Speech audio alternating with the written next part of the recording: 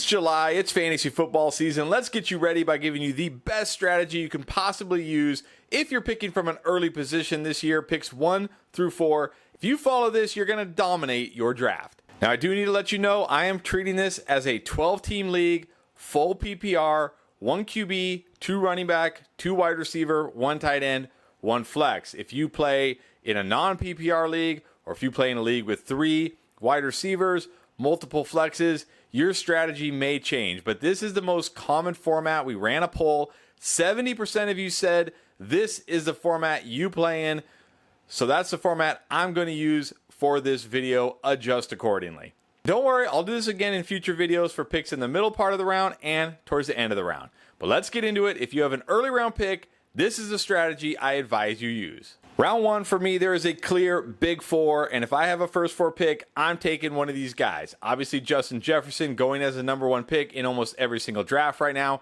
We know what he's done. He's an absolute stud on the greatest 3-year trajectory we've ever seen for a wide receiver in history. At number 2, I'm going with Jamar Chase. I do think there's a case to be made for him potentially outscoring Justin Jefferson this year, but until he does, I can't take him over Jefferson, but he's got a massive ceiling, just needs to stay healthy. At number 3, I'm going with Cooper Kupp. He has been nothing but unbelievable with Matthew Stafford. His bust games are like 16 PPR points. He has no bust games with Matthew Stafford, so I think Kupp at 3 is great. And then finally at 4, I'm going with Tyreek Hill. We saw his ceiling last year. He just needs Tua to stay healthy. The Dolphins exercised Tua's 5th-year option. That's enough confidence for me. So those are my top 4. Now I need to say something here. I know you're going to be shocked that there's no running backs here. You're going to be tempted to draft a running back. Oh my God, Christian McCaffrey, not in the top 4. What's wrong with this guy? Don't listen to this guy. Here's why. When we get to the 2-3 turn in a second, you're going to see there's still really good running backs on the board usually that you can draft, whereas the wide receivers dry up really quick. Wide receivers are going much quicker this year than in years past because people got burned by running backs last year. Now, of course, you got to understand your league. If your league is a league that's going to go super running back heavy and the wide receivers aren't going to go as early, then sure, go with Christian McCaffrey here if you want. But in most leagues, you're going to see the running backs fall this year and the wide receivers are going to go quick.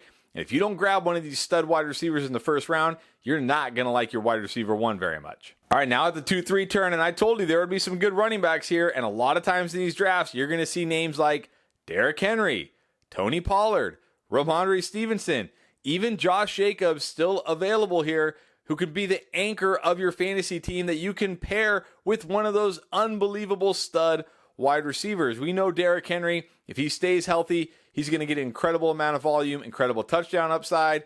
Tony Pollard should be the workhorse in Dallas. This guy is a big play every time he touches the ball. Ramondre Stevenson, love him this year. Got the pass catching and the running to go with it. And then Josh Jacobs, if you want to gamble on Josh Jacobs, go for it. Obviously, closer to the season, we should know if he's going to hold out or not. That's why his ADP has dropped. But if Josh Jacobs was playing this year, there was no way he'd be going this low. So if you want to gamble on him, go for it. But I think grabbing one of these stud running backs right here to pair with one of those stud wide receivers gives your team a massive advantage through 2 rounds. Now, when we make the turn here and it comes back to us in round 3, I'm grabbing one of the elite QBs if they're still on the board. That would be Patrick Mahomes, Jalen Hurts, or Josh Allen. A lot of times these guys will still be here early in round 3, and I think this is the time to pounce. The wide receivers here are good, but not great. I don't think they really separate themselves from the other wide receivers. So now's the time to grab that stud quarterback, which is a good thing to have in this type of format. Now, when it comes back to us at the end of round 4, beginning of round 5, I'm going to recommend you grab your wide receiver 2 and your flex here, and that you take 2 wide receivers because the running backs here just aren't that good anymore. We're kind of past the Najees and the Etiennes and the Breece Halls, and it's kind of too soon for guys like J.K. Dobbins, who I do like. Also, we've got our quarterback, we've got our wide receiver 1, we've got our running back 1, but there are a lot of wide receivers I really like here who I think have a lot of upside, and if these guys are your wide receiver 2 and your flex, you're going to have a big advantage over the rest of the league. So guys I like here a lot, Drake London, I've talked about him on a couple of videos. I think he's going to really break out this year. He's an absolute stud wide receiver, should get a massive target share. DJ Moore now with the Bears. The Bears are obviously going to pass more than they did last year. They didn't pass at all last year. He has no competition for targets here, and Justin Fields is actually a good thrower. Then we got Christian Kirk, who people aren't really drafting that highly because of Calvin Ridley, but I think Christian Kirk's going to be the same guy we saw last year. He's going to have a lot of big weeks for you. Sure, he may have some weeks where he disappoints, but when he has those big weeks, he's going to really help you win matchups, and that's an awesome thing to have in your wide receiver 2 or your flex. And then another guy, kind of a boom bust guy that people just don't seem to like, I don't understand why, is Mike Williams. I know he's always hurt or whatever, but when he's healthy, he's great, and this offense is going to be a more vertical offense. Kellen Moore, the offensive coordinator from Dallas last year, now with the Chargers, they're going to throw it down the field way more. That's going to benefit Mike Williams. Love Mike Williams here as my wide receiver 2 or flex. And then Brandon Ayuk had a nice bounce back year last year, a real breakout year in year 3, now entering year 4. Should be even better this year. Again, if you got him as your wide receiver 2 or flex, you should be feeling great.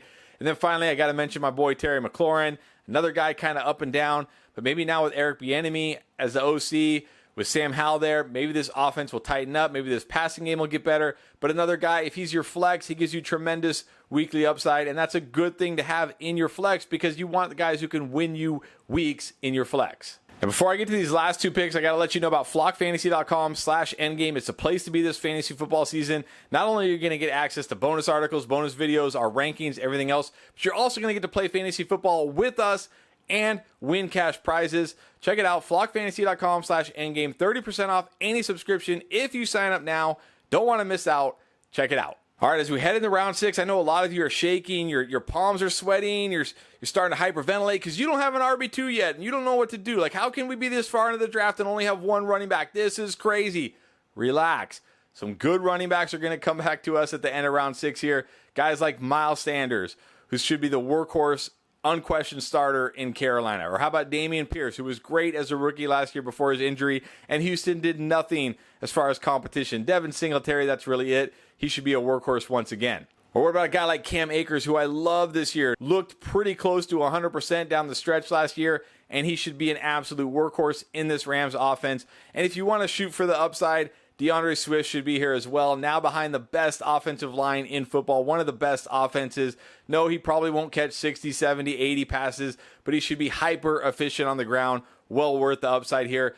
Any of these guys would be great as your RB2. And then finally, with our last pick in round 7, I'm going to suggest you take the tight end here. And the 2 guys I like that fall a lot of times to this position are Kyle Pitts and Dallas Goedert. I know a lot of people have been burned by Kyle Pitts. They're never going to draft him again. But you got to remember, he's a tight end.